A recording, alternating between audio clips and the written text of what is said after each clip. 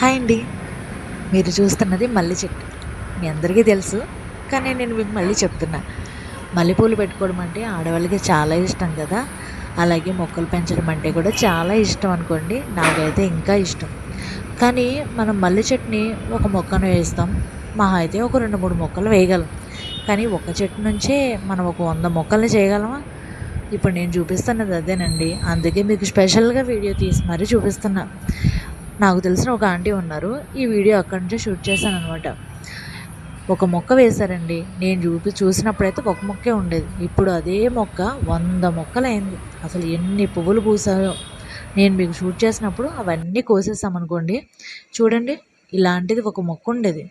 ఆ ఒక మొక్క నుంచి మొక్కలుగా సెపరేట్ చేసి అలా ప్రతి ఒక్క పనికిరాని డబ్బాల్లోనూ వేసి ఆంటీ 100 మొక్కలు పైనే చేసేసారు.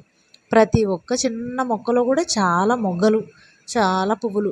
ఎన్ని పువ్వులు పూస్తున్నాయో అసలు. నేను ఇవాళ చూసి చాలా ఆశ్చర్యపోయానండి. నేను ఉదయం షూట్ చేయాలనే ఆలోచన నాకు అస్సలు రాలేదు.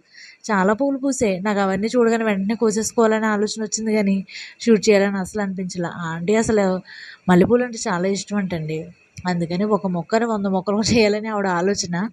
చూడండి ఎన్ని పువ్వులో, ఎన్ని మొగ్గలో. పువ్వులు నేను కోసేసానులేండి. పువ్వులు అంటుందేంటి పిచ్చిదని అనుకోవద్దు. ఆవిడంట మొక్క పక్కన సెపరేట్‌గా ఒక ఏరు నుంచి ఒక మొక్క వస్తుంది కదా! ఆ మొక్క తీసి పనికిరాని ఒక డబ్బాలో, లేదంటే ఒక పనికిరాని కుండీలోనో వేసేస్తారంటండి. అది మళ్ళీ మొక్క చిగురొచ్చి, ఆ మొక్క ఆకు చిగురిన తర్వాత మళ్ళీ అందులోంచి మొగ్గొస్తుంది కదండీ!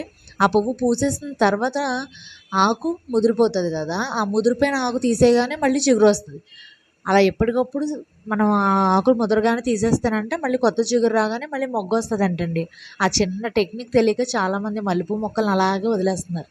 ఎప్పటికప్పుడు ఆకు దూసేస్తూ ఉంటే కొత్త చిగుర్లు వస్తాయి. కొత్తగా మళ్ళీ మళ్ళీ మొగ్గలొస్తాయి.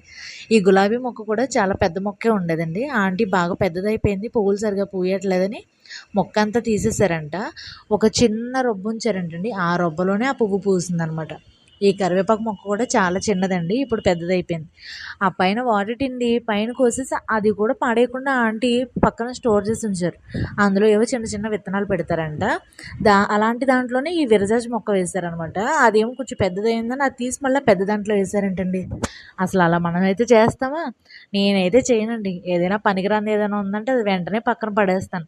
కానీ ఇవన్నీ చూసిన తర్వాతే నాకు కూడా అనిపించింది అలా చేయాలి అని. మొక్కలను చూస్తాము, ఆనందపడడం. అంతేగాని వాటిని ఎలా పెంచాలి అనే ఆలోచన కూడా చాలా గొప్పదే కదా! తులసి మొక్కలు చూడండి ఎన్నున్నాయో.